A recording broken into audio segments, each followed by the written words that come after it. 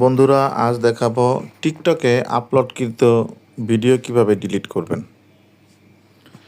এই অপশনটি খুবই দরকার, অনেকেই এটি প্রয়োজন হয়। আপনি সর্বপ্রথম চলে যাবেন আপনার টিকটক অ্যাকাউন্টে। টিকটক অ্যাকাউন্টে গিয়ে এই যে নিচে ডান দিকে আপনার প্রোফাইল আইকনটি আছে, এই আইকনটিতে ক্লিক করবেন। আপনি যেই ভিডিওটি ডিলিট করতে চান, আপনি সেই ভিডিওটির উপরে ক্লিক করবেন। যেমন আমি এটা ডিলিট করতে চাই। এরপর দেখেন এই যে নিচে 3 ডট আছে, এই 3 ডটে একটা ক্লিক করবেন।